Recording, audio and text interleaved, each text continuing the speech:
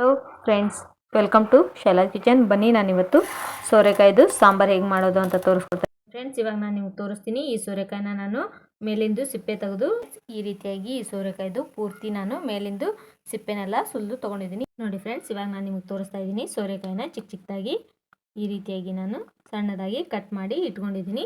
So ಬನ್ನಿ, ಇವಾಗ ಸಾಂಬಾರು ಹೇಗೆ ಮಾಡೋದು ಅಂತ ನಾನು ನಿಮಗೆ ತೋರಿಸ್ಕೊಡ್ತೀನಿ ಅಂತ ತೋರಿಸ್ಕೊಡ್ತಾ ಇದ್ದೀನಿ. ಮೊದಲಿಗೆ ನಾನಿಲ್ಲಿ 1 ಕಪ್ನಷ್ಟು ತೊಗರಿ ಬೇಳೆನ ತೊಗೊಂಡಿದ್ದೀನಿ. ಸೊ ಇದನ್ನು 2 ಸತಿ ನೀರಲ್ಲಿ ಚೆನ್ನಾಗಿ ತೊಳೆದು ತೊಗೋತೀನಿ. ಇವಾಗ ನೋಡಿ, ಬೇಳೆನ 2 ಸತಿ ನಾನು ನೀರಲ್ಲಿ ಚೆನ್ನಾಗಿ ತೊಳೆದು ತೊಗೊಂಡಿದ್ದೀನಿ. ಸೊ ಇದಕ್ಕೆ ನಾನು 2 ಗ್ಲಾಸ್ನಷ್ಟು ನೀರು ಹಾಕೋತಾ ಇದ್ದೀನಿ. 1 ಗ್ಲಾಸ್ ನೀರನ್ನ ಹಾಕ್ಕೊಂಡಿದ್ದೀನಿ, ಅಂದರೆ 2 ಗ್ಲಾಸ್ ನೀರನ್ನ ಹಾಕ್ಕೊಂಡಿದ್ದೀನಿ. ಸೊ ಇವಾಗ ಇದಕ್ಕೆ ನಾನು ಒಂದು 2 ಟೀ ಸ್ಪೂನ್ ಆಗುವಷ್ಟು ಎಣ್ಣೆನ ಹಾಕೋತಾ ಇದ್ದೀನಿ. ಇವಾಗ ಇದಕ್ಕೆ ಅರ್ಧ ಟೀ ಸ್ಪೂನ್ ಆಗುವಷ್ಟು ಅರಿಶಿನ ಪುಡಿನ ಹಾಕೋತಾ ಇದ್ದೀನಿ. ಇವಾಗ ಇದನ್ನು ಮುಚ್ಚಳ ಮುಚ್ಚಿ ನಾನು 3 ವಿಜಲ್ ಕೂಗಿಸ್ಕೊತೀನಿ ಇದನ್ನು ಬೇಳೆನ. ಫ್ರೆಂಡ್ಸ್, ಇಲ್ಲಿ ಸೋರೆಕಾಯಿ ಸಾಂಬಾರಿಗೆ ನಾನು 4 ಮಧ್ಯಮ ಗಾತ್ರದ ಟೊಮೆಟೊನ ಸಣ್ಣದಾಗಿ ಹೆಚ್ಚಿ ಇಟ್ಕೊಂಡಿದ್ದೀನಿ. ಸೊ ಇವಾಗ ಒಂದು ಮಿಕ್ಸರ್ ಜಾರ್ಗೆ ನಾನು ಒಂದು 8-10 ಹಸಿಮೆಣಸಿನ್ಕಾಯಿನ ತೊಗೊಂಡಿದ್ದೀನಿ. ಒಂದು ಅರ್ಧ ಇಂಚಿನಷ್ಟು ಶುಂಠಿನ ತೊಗೊಂಡಿದ್ದೀನಿ, ಹಸಿ ಶುಂಠಿನ. ಇಲ್ಲಿ ಒಂದು 1/4 ಕಪ್ ಆಗುವಷ್ಟು ಒಣ ಕೊಬ್ಬರಿನ ತೊಗೊಂಡಿದ್ದೀನಿ ನಾನು ಸಣ್ಣದಾಗಿ ಚಿಕ್ಕ ಚಿಕ್ಕದಾಗಿ ಕಟ್ ಮಾಡಿಕೊಂಡು. ಸ್ವಲ್ಪ ಒಂದು ಹಿಡಿಯಷ್ಟು ಕೊತ್ತಂಬರಿ ಸೊಪ್ಪನ್ನು ತೊಗೊಂಡಿದ್ದೀನಿ. ಸೊ ಇದನ್ನೆಲ್ಲ ನಾನು ಒಂದು ಮಿಕ್ಸರ್ ಜಾರ್ಗೆ ಹಾಕಿ ಸ್ವಲ್ಪನೇ ನೀರು ಹಾಕಿ ನುಣ್ಣಗೆ ರುಬ್ಕೊಂಡು ಬರ್ತೀನಿ. ಬನ್ನಿ, ನಾವಿವಾಗ ಸಾಂಬಾರು ಮಾಡೋದಕ್ಕೆ ಶುರು ಮಾಡೋಣ. ಮೊದಲಿಗೆ ನಾನಿಲ್ಲಿ ಒಂದು ಪಾತ್ರೆನ ತೊಗೊಂಡಿದ್ದೀನಿ. ಇವಾಗ ನಾನು ಗ್ಯಾಸ್ನ ಆನ್ ಮಾಡ್ಕೊತಾ ಇದ್ದೀನಿ. ಇವಾಗ ಇದಕ್ಕೆ ನಾನು 3 ಟೇಬಲ್ ಸ್ಪೂನ್ ಆಗುವಷ್ಟು ಅಡುಗೆ ಎಣ್ಣೆನ ಹಾಕೋತಾ ಇದ್ದೀನಿ. ಇವಾಗ ಇದಕ್ಕೆ ನಾನು ಹೆಚ್ಚಿರೋದಂಥ ಸೋರೆಕಾಯಿ ಮತ್ತು ಟೊಮೆಟೊನ ಹಾಕೋತಾ ಇದ್ದೀನಿ.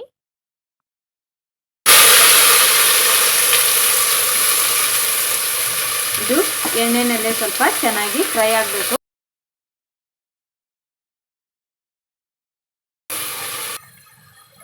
ಇವಾಗ ಇದನ್ನು ಚೆನ್ನಾಗಿ ಎಣ್ಣೆನಲ್ಲೇ ಫ್ರೈ ಮಾಡ್ಕೋಬೇಕು.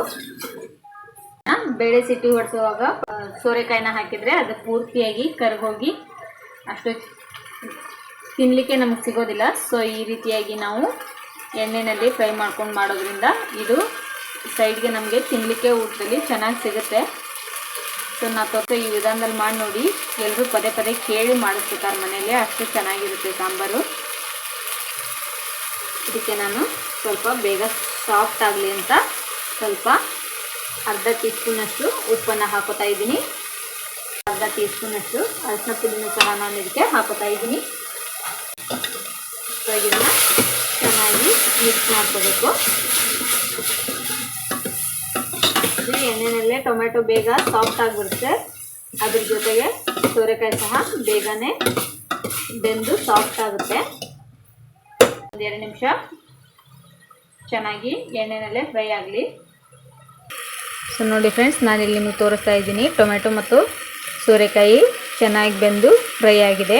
ಸೊ ಇವಾಗ ಇದಕ್ಕೆ ನಾನು ಇವಾಗ ಗ್ಯಾಸ್ನ ಸ್ವಲ್ಪ ಸಿಮ್ಮಲ್ಲಿಟ್ಟು, ಸೊ ನೋಡಿ ಮಿಕ್ಸಿ ಮಾಡಿ ಇಟ್ಕೊಂಡಿದ್ದೀವಲ್ಲ ಕೊಬ್ಬರಿ, ಕೊತ್ತಂಬರಿ, ಹಸಿಮೆಣಸಿನ್ಕಾಯಿ ಮತ್ತು ಶುಂಠಿ ಬೆಳ್ಳುಳ್ಳಿನ, ಸೊ ಇದಕ್ಕೆ ಹಾಕೋತಾ ಇದ್ದೀನಿ ನಾನು ಮಸಾಲೆನ.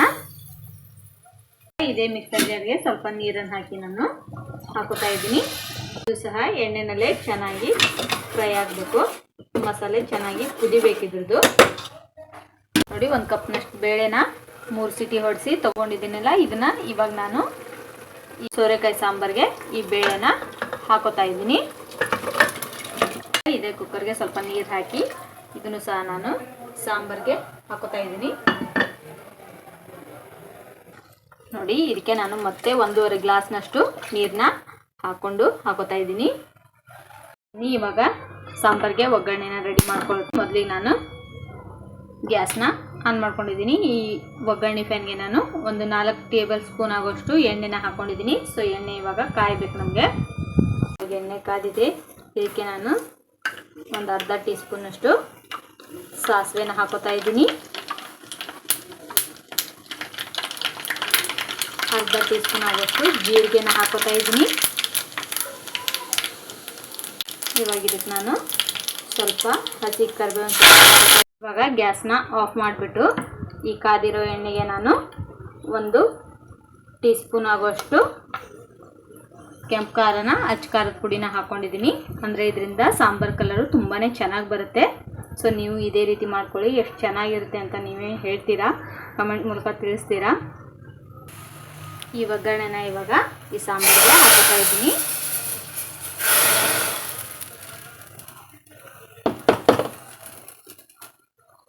ಸೊ ಇವಾಗಿದು ಚೆನ್ನಾಗಿ ಕುದಿಬೇಕು ನಮಗೆ ಸಾಂಬಾರು. ನಾನಿವಾಗ ರುಚಿಗೆ ತಕ್ಕಷ್ಟು ಉಪ್ಪನ್ನು ಹಾಕೋತಾ ಇದ್ದೀನಿ. ಬನ್ನಿ ಈ ಸಾಂಬಾರಿಗೆ ಇವಾಗ ನಾನು ಸ್ವಲ್ಪ ಹುಣಸೆ ಹುಳಿನ ಹಾಕೋತಾ ಇದ್ದೀನಿ. ಇವಾಗ ಇದಕ್ಕೆ ನಾನು 1 ಟೀ ಸ್ಪೂನ್ ಆಗೋಷ್ಟು ಸಾಂಬಾರು ಪೌಡ್ರನ್ನ ಹಾಕ್ಕೊಂಡಿದ್ದೀನಿ. ಇದನ್ನ ಇವಾಗ ಚೆನ್ನಾಗಿ ಕಲಿಸ್ಬೇಕು. ಸೊ ಇವಾಗ ಈ ಸಾಂಬಾರು ಒಂದು 10 ನಿಮಿಷ ಸಣ್ಣ ಉರಿನಲ್ಲೇ ಕುದಿಬೇಕಿದು. ಸಾಂಬಾರು ಎಷ್ಟು ಕುದಿಯುತ್ತೋ ಅಷ್ಟು ರುಚಿ ಚೆನ್ನಾಗಿರುತ್ತೆ.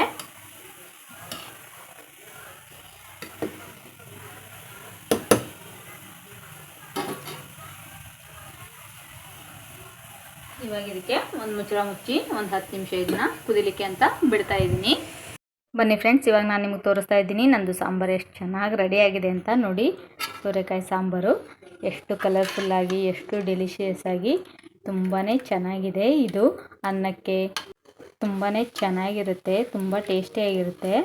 ಸೊ ನೀವು ಒಂದ್ಸಲ ಮನೇಲಿ ಮಾಡ್ಕೊಳ್ಳಿ, ತುಂಬಾ ಚೆನ್ನಾಗಿರುತ್ತೆ. ಪದೇ ಪದೇ ಕೇಳಿ ಮಾಡಿಸ್ಕೊತಾರೆ ಮನೇಲೆಲ್ಲರೂ ಇದನ್ನ. ಕೊನೆಯಲ್ಲಿ ಇದಕ್ಕೆ ನಾನು ಸ್ವಲ್ಪ ಹಸಿ ಕೊತ್ತಂಬರಿನ ಹಾಕೋತಾ ಇದ್ದೀನಿ. ಸೊ ನೋಡಿದ್ರಲ್ಲ ಫ್ರೆಂಡ್ಸ್, ಸೋರೆಕಾಯಿ ಸಾಂಬಾರು ಹೇಗೆ ಮಾಡೋದಂತ. ಸೊ ನೀವು ಒಂದ್ಸಲ ಮನೇಲಿ ಟ್ರೈ ಮಾಡಿ, ಹೇಗಿತ್ತು ಅಂತ ಕಮೆಂಟ್ ಮೂಲಕ ನನಗೆ ತಿಳಿಸೋದನ್ನು ಮಾತ್ರ ಮರಿಬೇಡಿ friends. Thank you for watching. Next ವಿಡಿಯೋದಲ್ಲಿ ಸಿಗೋಣ. ಬಾಯ್.